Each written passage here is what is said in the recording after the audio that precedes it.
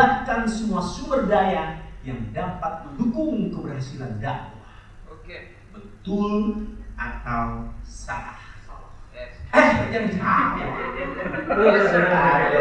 Kan mau lihat yang nilai terbaik nanti pada ini. Jadi dijawab. Di kertas aja, di kertas. Berikut, the next piece. Number 3. Betul atau salah? Ruang lingkup kegiatan dakwah mencakup amal ma'ruf dan nahi munkar yang meliputi aspek sosial, budaya, dan ekonomi.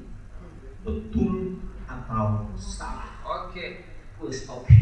It's okay. Jangan dijawab, ditulis saja di kertas. Betul atau salah? Siap.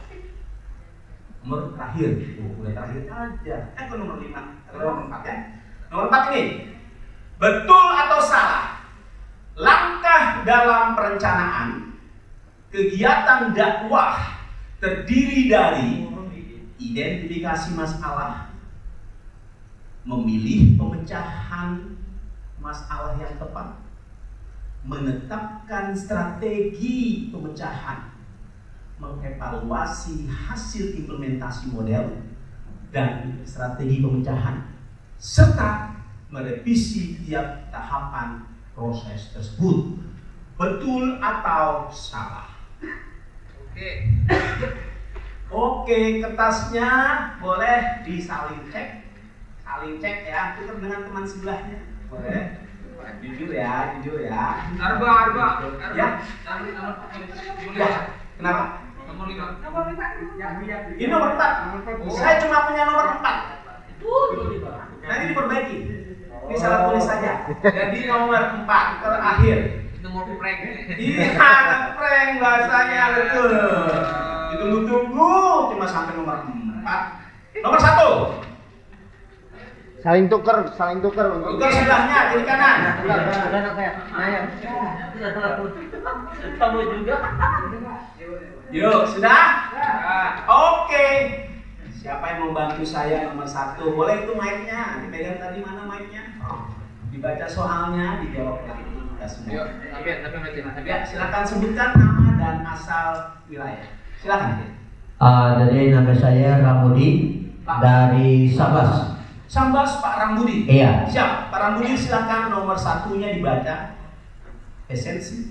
Nomor 1, pertanyaan esensi dakwah dalam sistem multisosial, multikultural adalah memberi arah perubahan. Betul atau salah? Jawaban saya betul. Ada yang jawab salah? Tunjuk tangan. Ada yang jawab salah, Ibu. Tuhan banyak juga. Ya, baik. Baiklah. Yang betul jawabannya adalah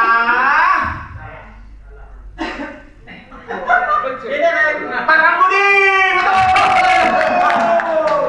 Terima kasih.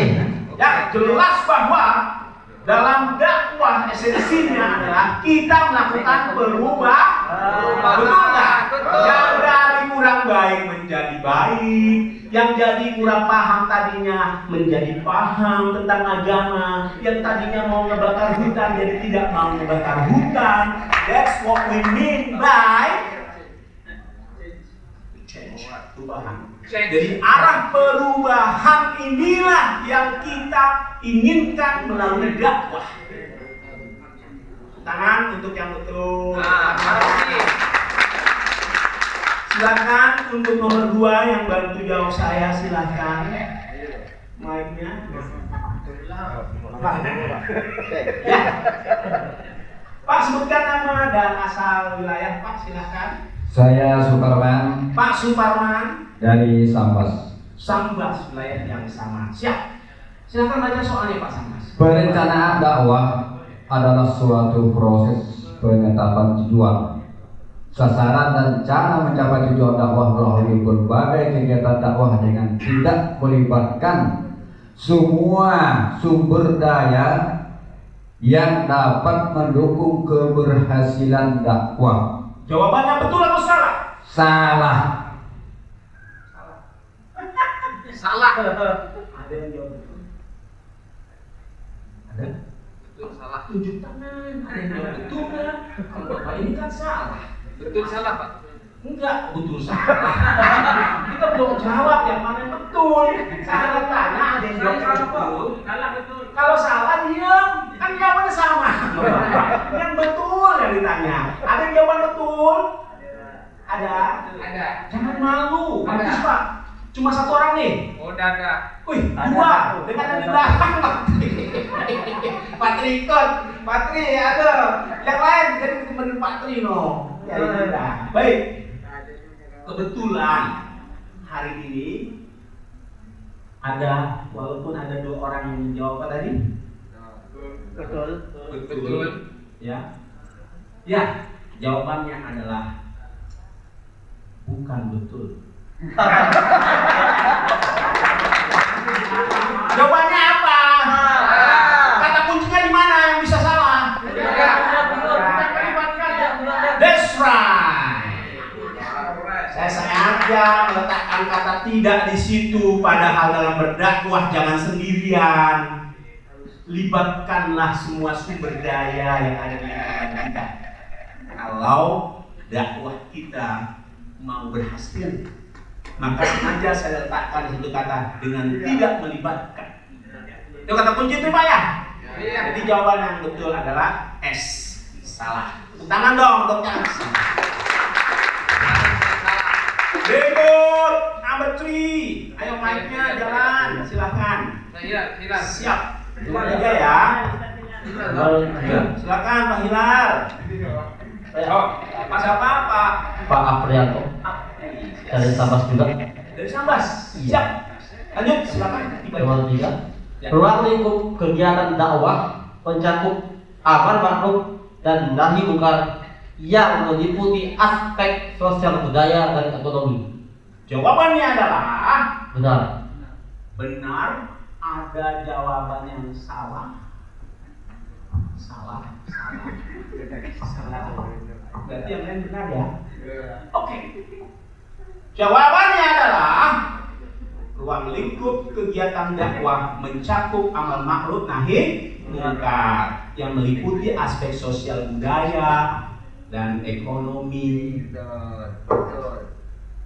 Tidak adakah aspek lain yang ada? Teknologi, keagamaan kan belum disebut, ya nggak? Banyak hal yang bisa kita kembangkan materi dakwah itu. Ini jadi salah. Jadi jawaban yang benar adalah jawaban yang benar apa? Kan ini enggak lengkap. Cuma ada sosial, budaya, dan ekonomi. Unsur lainnya tidak perlu dibahas dalam dakwah. Gitu. Enggak, itu apa penjabarannya di budaya dan ekonomi itu sudah mencakup semua. Iya. Bagaimana dengan teknologi dan lain sebagainya, karena teknologi cukup berkembang, ya kan? Maka dakwah pun di bidang apapun kita harus lakukan. Tepuk tangan, jawabannya apa tuh? Jawab apa untuk hari ini? Biar kita salah. Berikut yang keempat, terakhir. Silahkan yang mau bantu saya, di nomor 5 tertulis ada nomor 4. Langkah dalam perencanaan kegiatan dakwah terdiri dari identifikasi masalah, memilih pemecahan yang tepat, menetapkan strategi pemecahan, mengevaluasi hasil implementasi model dan strategi pemecahan serta merevisi tiap tahap proses tersebut. Jawaban Pak Yanto apa? Betul atau salah? Betul. Jawabannya betul? Iya, ada yang salah jawabannya. Ada yang milih salah, kalau Pak Yanto kan betul. Ada yang milih salah. Tidak ada yang berani. Ayo, ada nggak yang milih salah? Bener nih, nggak ada nih. Wis berani juga nih Ustadz kita. Ustadz pilihannya apa? Salah apa benar? Salah Ustadz ya. Ya, kita tentukan. Jawabannya adalah untuk soal nomor 4 ini. Iya, jawabannya adalah salah. Tepuk tangan teman kamu. Kita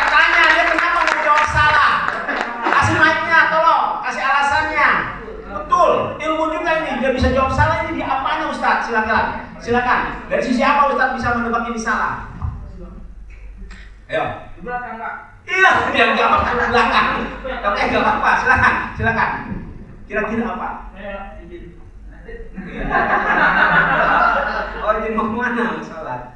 Iya. Jadi mengapa langkah dalam perencanaan kegiatan dakwah terdiri dari identifikasi masalah, memilih pemecahan, hanya yang tepat menetapkan strategi pemecahan saja. Ya. Karena dalam dakwah kita bukan hanya membutuhkan perencanaan saja, Pak. Ya. Tapi materi penyampaian yang paling penting dan keilmuan yang dikuasai oleh pendakwah itu sendiri, serta dalam bersosialisasi dengan para marhum yang berada di hadapan kita. Iya. Mungkin hanya itu, Pak. Baik, terima kasih ya. Jadi apa yang disampaikan oleh Bapak siapa? Pak Hasan Basri. Sebetulnya ini ada satu langkah yang dihilangkan, Pak, jawabannya. Jadi langkahnya adalah langkah secara formal yang biasa dilakukan dalam menyusun dakwah. Ya, merencanakan dakwah. Ada satu yang hilang. Setelah kata identifikasi masalah, kan kalau identifikasi masalah berarti masih banyak tuh masalah. Oke. Boleh nggak kita fokus pada satu masalah? Karena kita ingin memperbaiki masalah tadi ketika terjadi di lapangan. Maka ada satu kata yang hilang. Sebelum memilih pecahan, maka harus ada apa? Menyelesaikan. Belum. Masalahnya belum tahu. Kita belum selesaikan itu. Merumuskan masalah. Betul nggak? Betul. Masalah pokoknya ini nih, masyarakat sering membakar gambut. Ini masalah yang diangkat. Setelah tahu merumuskan masalah, maka langkah berikutnya baru identifikasi atau pemecahan masalah tersebut. Oke, tepuk tangan untuk semuanya. Tepuk tangan. Ya. Dua, alhamdulillah. Itu dicek, itu coba dicek nilainya. Itu dinilai ya Bu, Bapak dinilai, nanti dikasih panitia, kasih nama, betulnya berapa, karena soal 4, kalau betulnya 375, betulnya 250, ya gitu, satu nomor nilainya 25. Nah, jadi dikumpulkan oleh panitia bakal asesmen. Nilai itu mana? Teman-teman, kalau salah satu 75 nilainya, salah satu 50. Kasih nilai. Kasih nilai langsung. Yang betul 75. Kalau 3 betul 75, karena soal 4. 250. Ayo. 50 aja langsung, 50. Ya. Nah, nilainya. Nilainya genep ya.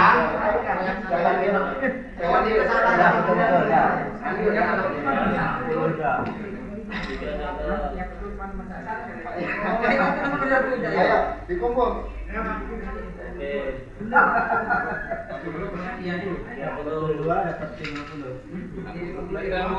Orang lagi.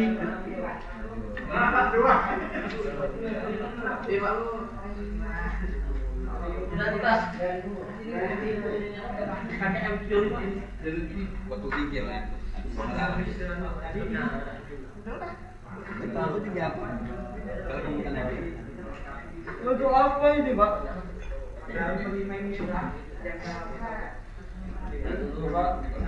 Start dulu ya. Boleh minum dulu. Menyampaikan dakwah, tapi tidak berbekal atau kurang informasi yang terkait dengan hal tersebut. Baik, itu pun terkait dengan perencanaan dakwah kita. Luas juga rupanya gambut ini.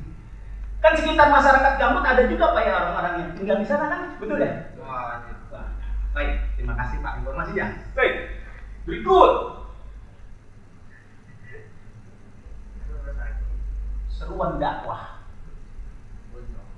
Ya kan?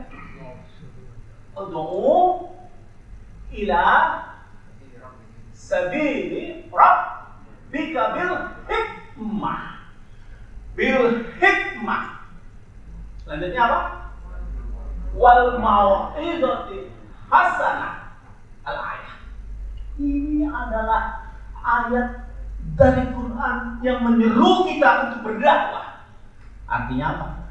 Ketika seorang dai melakukan dakwahnya, insya Allah bernilai sangat besar di mata Allah.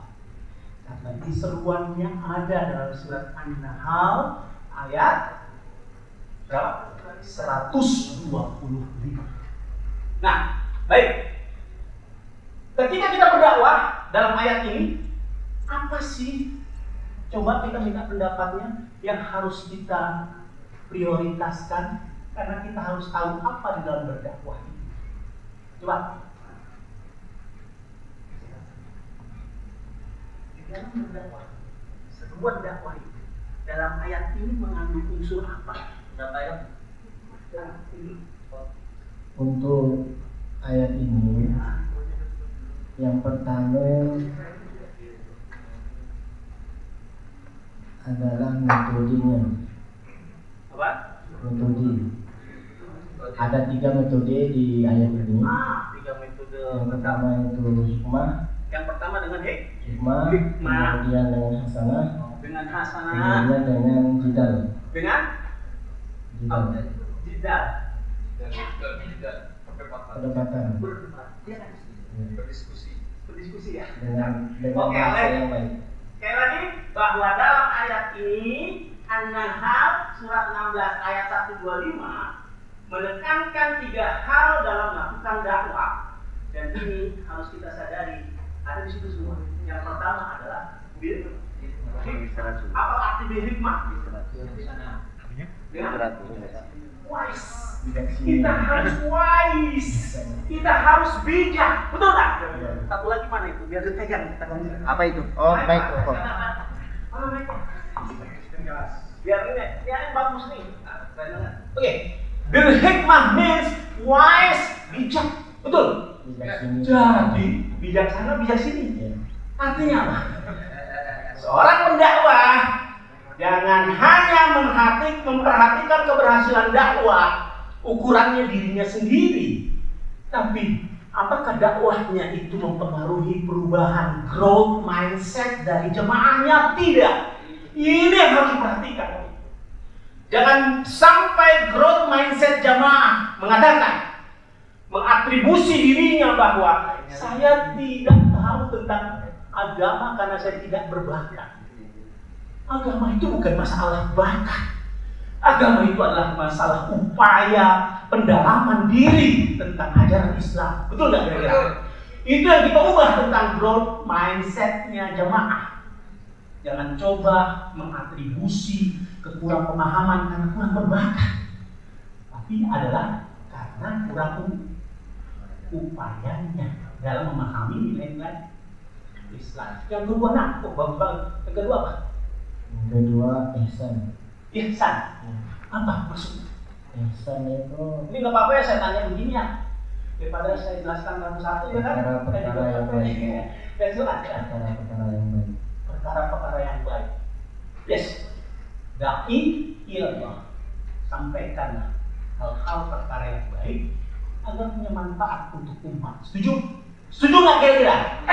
Ketika da'i yang baik adalah menyampaikan hal-hal yang baik tentang gambut, manfaat gambut, bagaimana restorasi gambut, dan bagaimana mewujudkan pemberdayaan ekonomi umat melalui gambut, itu adalah hasanah. Hal-hal yang baik tidak putus pada saat dia berbicara saja. Hal-hal baik itu ketika dilaksanakan oleh jemaah yang mendengarnya, insya Allah itu yang disebut dengan amalan saleh. Betul? Amalan saleh yang hasanah. Yang ketiga. Yang ketiga itu jidal atau yang disebut wajah Jidal. Kalau dalam berhaji itu dilarang, tapi kalau dalam berdakwah perlu. Jidal itu berbantah-bantah. Betul ya? Tapi kalau dalam agama kita bisa mendapatkan kebenaran itu dengan cara jidal tadi. Karena apa? Kesempatan kita bisa sharing. Oh, pengalaman saya seperti ini. wilayah masyarakat kami seperti ini, maka solusinya seperti ini. Nah, oh enggak, kalau misalnya enggak begitu, no problem. It doesn't matter, enggak masalah, no problemo. Mati muskilah, betul? Nah, kalau udah mati muskilah semuanya jalan. Kenapa? Karena semuanya itu adalah dijalankan unsurnya ingin merubah growth mindset ya, Mak. Terima kasih, tepuk tangan untuk Sulaiman punya kerajaan. Gitu dia. Luar biasa. Sulaiman, makasih ya.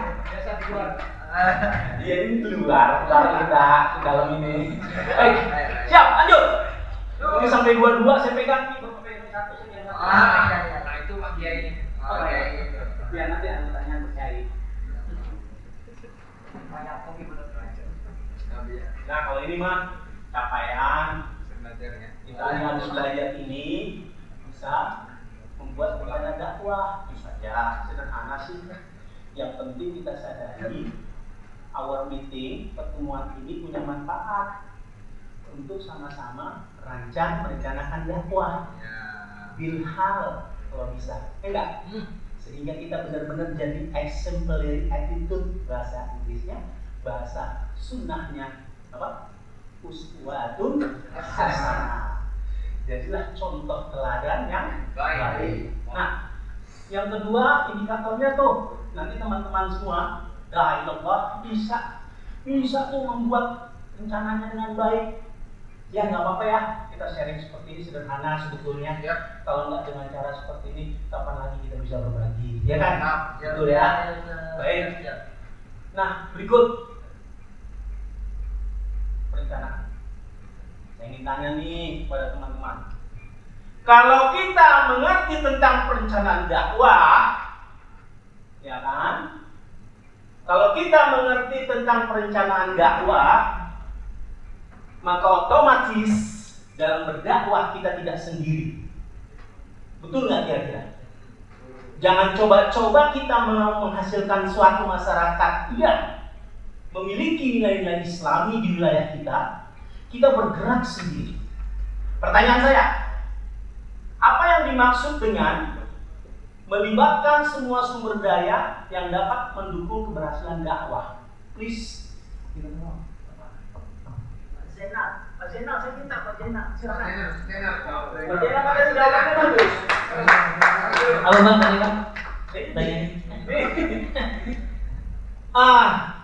Melibatkan semua sumber daya yang dapat mendukung keberhasilan dakwah. Pemahaman Bapak tentang sumber daya itu apa? Sehingga dakwah Bapak berhasil gitu di wilayahnya. Kira-kira apa Pak Zainal, Ustaz Zainal? Tanyanya susah ya. Ayo, kira-kira apa? Ini ketahuan nih Mbak Dena biasa dakwah sendiri nih. Coba Pak Dena, kenapa? Melibatkan sumber daya agar dakwah kita berhasil. Banyak Pak, mungkin media atau masyarakat sekitar. Baik. Terus alatnya, peralatan dan sebagainya. Lagi ya.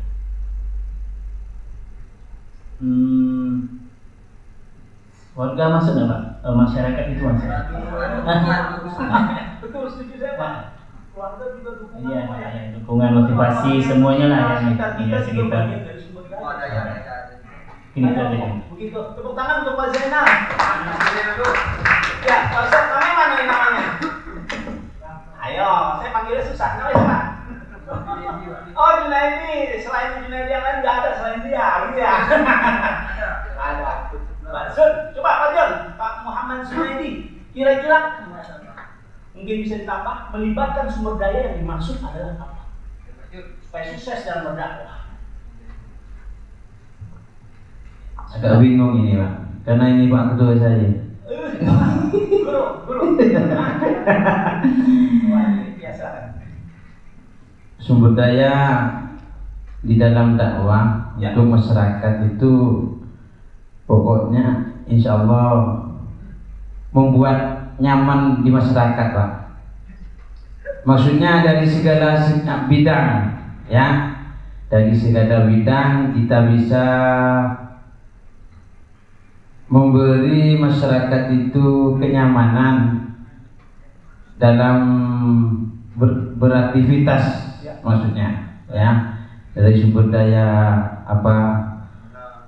kehidupan keluarga, kan, keluarga, terus ekonominya, terus masalah bidang ibadahnya, mungkin itu saja yang bisa saya jawab, Pak.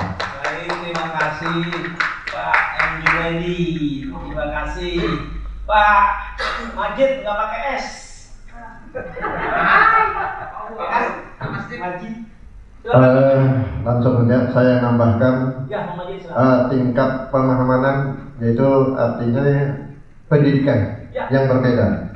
Oh ya, betul. Jadi karena pendidikan yang berbeda sehingga pemahaman masyarakat tentang sumber alam yang bermanfaat untuk dia tidak tahu. Itulah salah satu sumber daya yang harus kita kembangkan kepada mereka. Yes, sudah mulai arah. Baik, Bapak mau nambahkan? Pembelajaran harus begini ya. Assalamualaikum warahmatullahi wabarakatuh. Ya, Kalau kita bicara sumber daya, pada dasarnya potensi yang perlu kita kembangkan, kemudian kita gali sehingga sumber-sumber daya yang ada menimbulkan potensi energi yang positif, sehingga kita